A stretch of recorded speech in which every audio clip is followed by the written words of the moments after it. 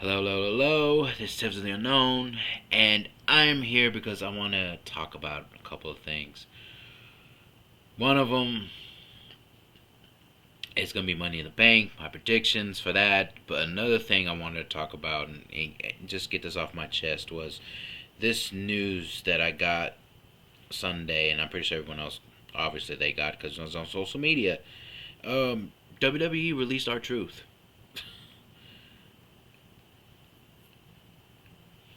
Um,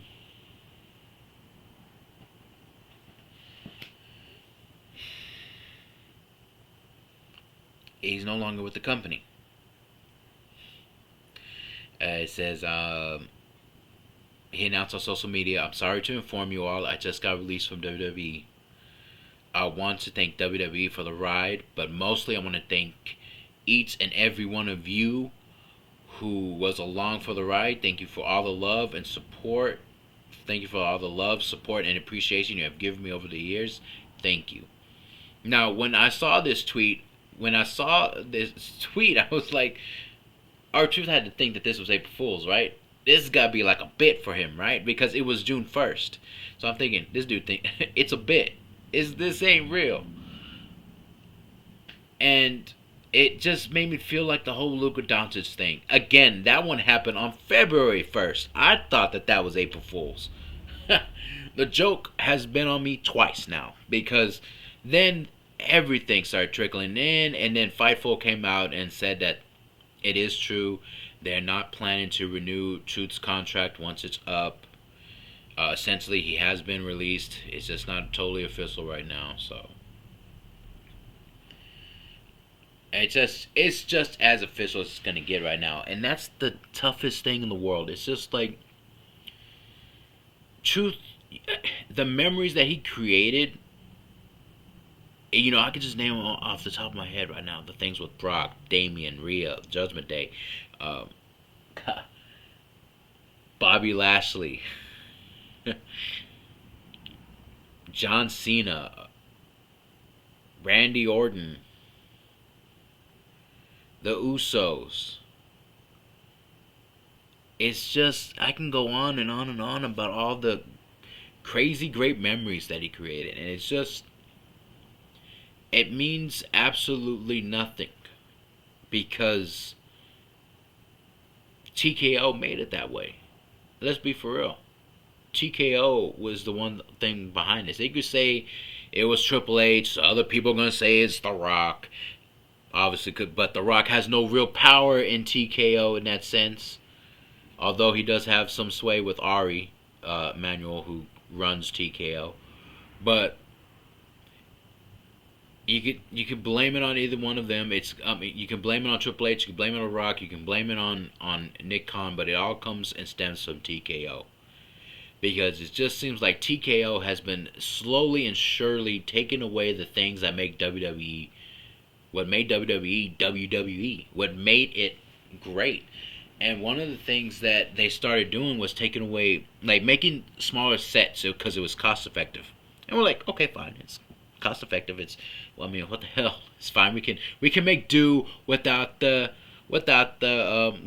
big sets and everything like that. It's fine as long as the product in the ring and if the wrestlers is great, we're fine. And then the live shows started to decrease, mainly because again it's cost effective, and also because they figured it'd be easier for the wrestlers to do, make money on the TV and merchandise and such. And you think, okay, fine, it's easier for the wrestlers to not always have to go everywhere, but also that was kind of the mystique of WWE. It was very carnival-esque in a way, like circusy, in the part where you go to each and every town to show how great, just to show everybody how great your show is.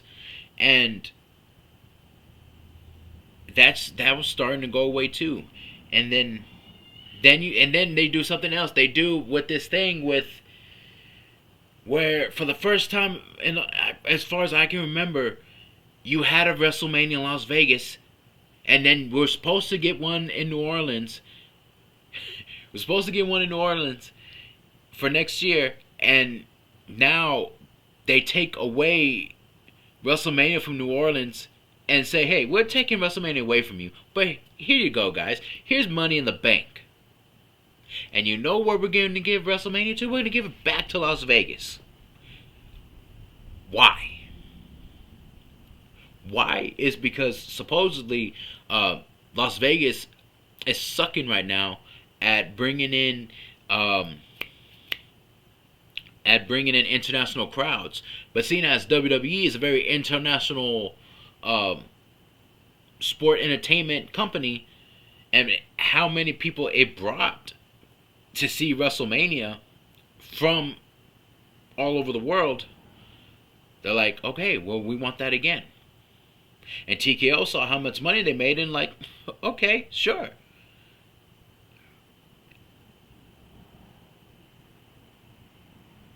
And if that wasn't bad enough, here's the kicker here. It's the ticket prices. The ticket prices, I could say cost an arm and a leg, but it doesn't really equate to it. I would say it takes like a whole damn body just to get seats that are so dang expensive, and those seats are not even like ringside, and they cost so much. Yeah, wrestling content creators talking about not even going to events anymore, possibly because it costs so much. They could just go at home and react to it, live stream it, or whatever. They don't have to do that stuff. And it just seems like they're pushing out the diehard fans that made wrestling cool, that made wrestling WWE what it is right now. Okay, we were going through it before the 2022 thing, and then Vince got his ass kicked out because of some allegations, and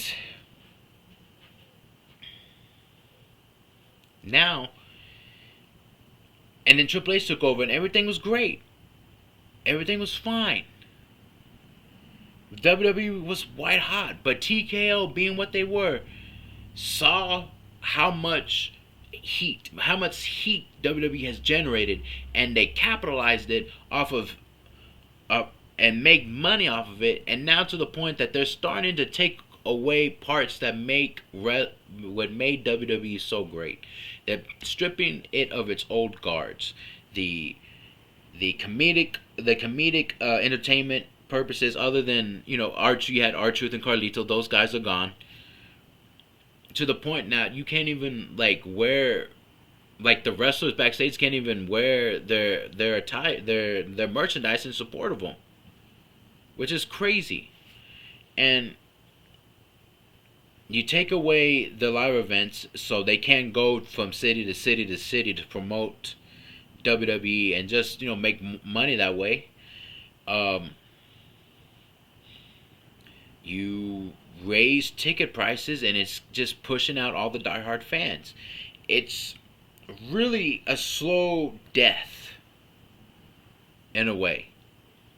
So I would say to all you WWE fans out there, including myself, but to the rest of you, I would say enjoy it while it's here, because slowly that shit seems like it could be dying. And it's such a sad thing to even think about. I hope I'm wrong, but it just seems like there's so many things that TKO does to cut costs and make more money that nothing is going to be sacred anymore. That's the tough thing. That's tough. And we're right now, but it's still okay right now. But right now, because of this R-Truth thing, and now it's just to the point where people now, they can't really deny it anymore. It's TKO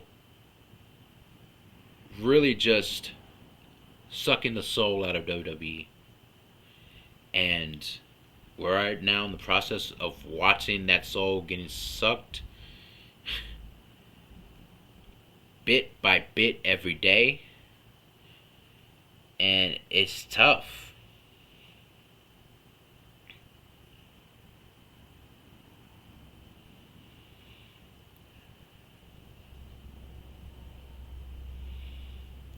This was only supposed to be a thing about R-Truth, and it just turned into a whole thing about TKO being like The Rock and wanting to take wanting to take its soul. It's just tough. Truth was one of those locker room guys that people just looked to and said, "Yeah, that's the guy right there." He was a cool guy who just made the locker room better, and now he's gone, and so now nobody feels safe. And there's more releases coming. Most likely, there's Miz going to get released because he unfollowed everybody in WWE. He unfollowed WWE related things. Same thing with Gunter, which is crazy because he's got a title match on June 9th, so we'll have to wait and see about that one. I'm not so sure about that. That's another crazy one. Like, I'm not getting rid of Gunter. I don't even get rid of Miz. It's the most Miz, again, the comedic side, but he's also a very accomplished wrestler, and people don't want to give him his just due, which is freaking crazy because whenever they need him to make someone look good, that's what he does. And you need people like that. You need people to go out there and make people look good. You need people to go out there and just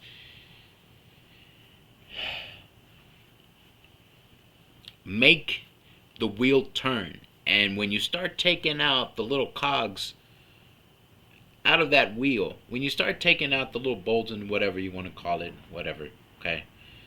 The wheel, the nuts and bolts, we'll call it, the nuts and bolts of that wheel, and you start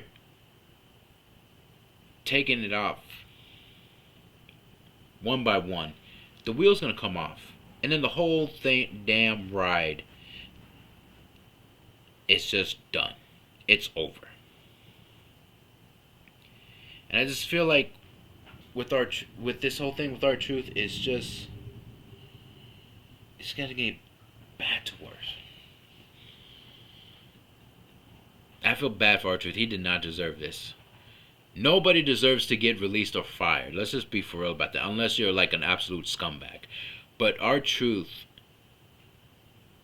sure as hell didn't deserve this after so many years of loyalty.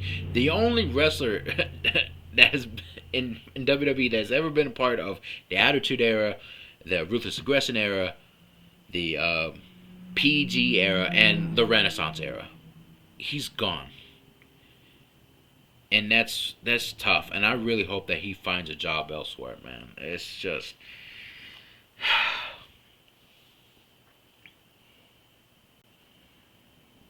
it's tough. Alright. Anyways.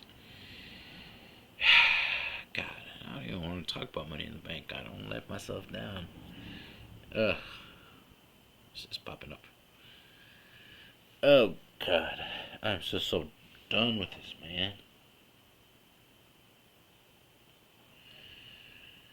Okay, you know what? We're going to go ahead.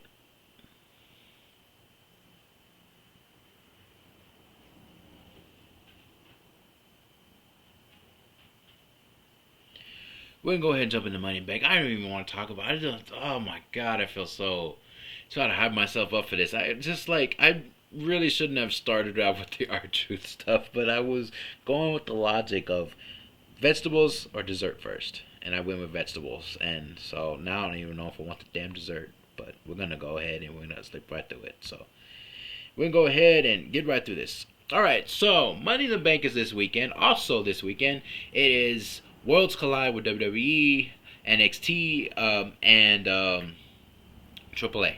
So that's pretty cool. I will be live tweeting that. I will not be reacting to that. I got stuff I have to do and get ready for. But I will be watching live WWE Money in the Bank. Also reacting to it. So I will drop those videos probably as soon as the event is over. So let's go ahead and just jump right into this. Now, the WWE Money in the Bank, we have Solo Sikoa versus LA Knight versus Penta versus Seth Rollins versus Andrade versus El Grande Americano. there's nobody here that I really truly like to win this match. I guess LA Knight would be kind of like a fan favorite. There's no way Penta's gonna win. I can't see Andrade winning this one. It is really, and a Grande Americano could easily win this match. I don't think Solo Sikoa is winning. I don't see it happening unless they switch it around to jump into Raw. But Seth Rollins is the only one that makes sense, and Seth Rollins winning would piss me off only because I feel like it's only a ploy to push the story and it doesn't really do much of anything. Because I kind of feel like almost in some way, other than Damian Priest, I feel like that Money in the Bank thing for Triple H don't mean jack crap to him. I mean, we saw what he did with Austin Theory. We saw what he did with uh, Drew was it Drew McIntyre. We've seen this happen already. So I just feel like he doesn't really care. So I'm gonna say, God, I can't. Grande Americano's not gonna win. I can see Seth winning it, and I hate saying that just because of that. Not because I don't like Seth. I love Seth, but I don't think. Okay, because those are one of my predictions. So I'm gonna go ahead and make one right now. Seth Rollins is gonna try to cash in on Jey Uso, in whichever way that is. And when he tries to cash in, Roman Reigns is gonna be the one to stop him and screw up the whole cashing in thing. Seth Rollins is going to be unsuccessful in his cash in, which would lead to more and more of a feud with Roman Reigns. So that's my prediction. I had to switch it up because if not, I don't know who was going to win here. It was going to probably be, I guess if I had to choose other than Seth, it would be Solo. And I would have said because Seth would have got up to the ladder and Roman Reigns would have came and knocked him off to keep him from winning that Money in the Bank briefcase. And then the feud went off that way. But because I am picking Seth, I think Seth is going to win. And I think he's going to have an unsuccessful cash-in. So there you go.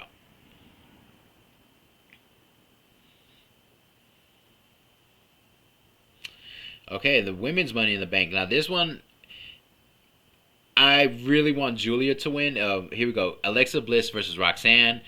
Perez versus Rhea Ripley versus Julia versus Naomi and versus Stephanie Vaquer. And for the record, let me get something straight here. It sucks about the whole Roxanne Perez situation, and I think that it's absolutely disgusting how some people can be. It just leave that poor girl alone. Honestly, just go on with your life. It's just like, why are people so obsessed and just wanting to just destroy people? It's just absolutely ridiculous, and it's just that scumbag behavior that I don't even want to talk about it. It's just be better people, for fuck's sake. All right, Alexa Bliss, Roxanne Perez versus Rhea Ripley versus Julia versus Naomi versus Stephanie Vaquer. This is so much better than the men's Money in the Bank match. I'm gonna go ahead and I'm gonna give it to. I want Julia to win. I will be rooting for Julia, but I think Naomi's gonna win. I think Naomi's gonna win, and I think she's going to cash in on Tiffany, and I think she's gonna beat Tiffany. I think that's what's gonna happen. Maybe could it be on the same night? I'm not sure. Could be on a night where she's wrestling, and whatever the case may be, I think this may be match of the night. Julia and Stephanie Vaquer have another Rock versus Stone Cold Steve Austin stare down. Look, Rhea Ripley should not be winning this. Look, I think Rhea Ripley's pretty freaking cool, but she does not need to be winning this. And the rest of them, I don't see anybody else winning it other than Naomi. Naomi story makes the most sense. So I'm gonna go ahead and I'm gonna go with Naomi. And this will also in a way kind of push the Naomi Bianca Belair Jade Cargo situation going, and that's been a lot of fun. I think that's really cool, and I think I'm hoping that now since they got all three of them there, that we're going to have them all just pick up from there. This guy actually picked Alexa Bliss to win. Naomi. Okay. Cody Rhodes, Jey Uso versus John Cena, Logan Paul. I don't even really need to go in depth into this match. Cody Rhodes, Jey Uso win. There's no way John Cena, Logan Paul win this match. No way in hell. Cody Rhodes, Jey, yeah, it's just what can you say about that match? This was obviously a match that you could have had John Cena versus CM Punk.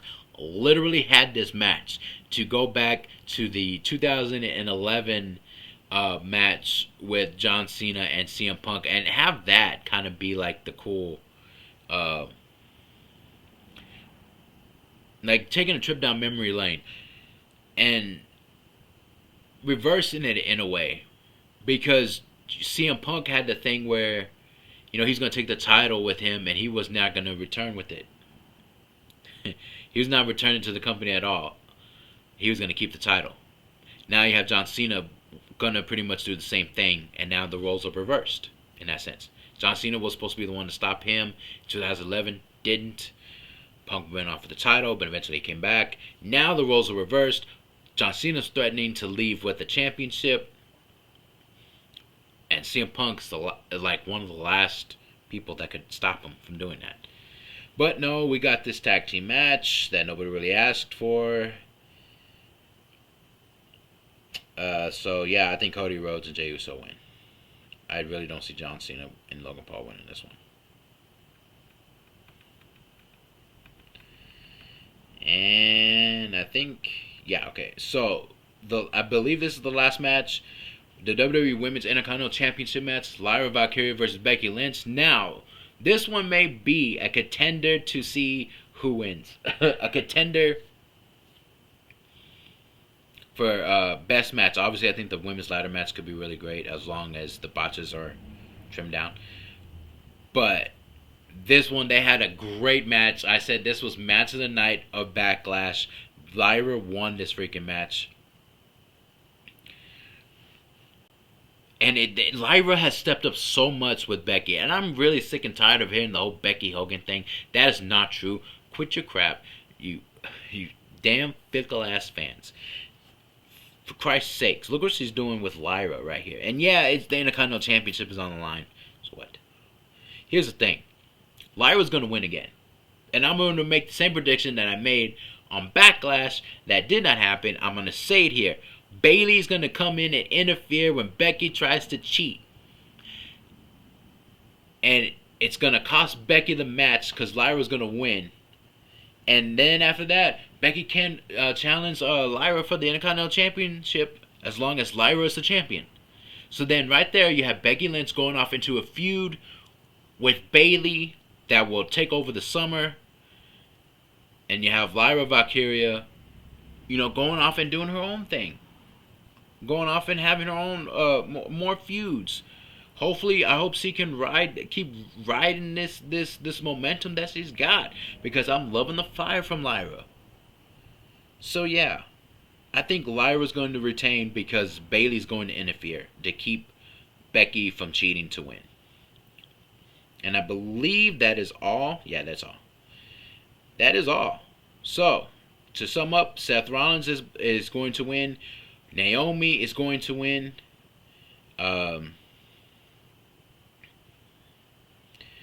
Jey Uso, that's only 4 matches. That's crazy. Maybe they'll announce more matches on SmackDown. But that's all I'm getting right here. And also the Women's Intercontinental Championship match. Lyra Valkyria for the win. So those are my picks. I think it is 4 matches, right? 1, 2, 3, 4. Yeah, okay. Yeah, so it's four. It's four matches, which is crazy to even think about. It's another thing TKO's doing is is is is is limiting these PLEs to 4 or 5 matches. It's ridiculous. I get it. Eight's too much, but my God, 4 or 5, you could get 6 at least. This is crazy. Four, I swear. Please tell me. I'm begging for them to add a couple matches to this damn thing. Probably not. But you know what? When it comes on, I'm probably going to tune out all the negative stuff and just focus on the product that's in front of me. Hopefully, I am very surprised by how this goes out. I hope it's a great one. We'll see. So until next time, ladies and gentlemen.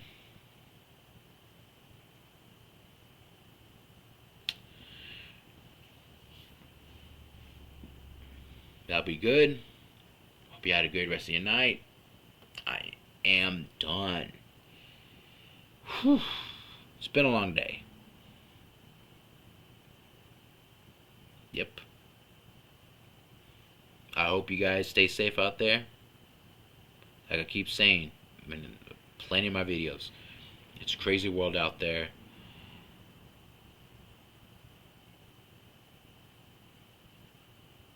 Live your life. Be happy. Try to be, at least. Peace out, you guys.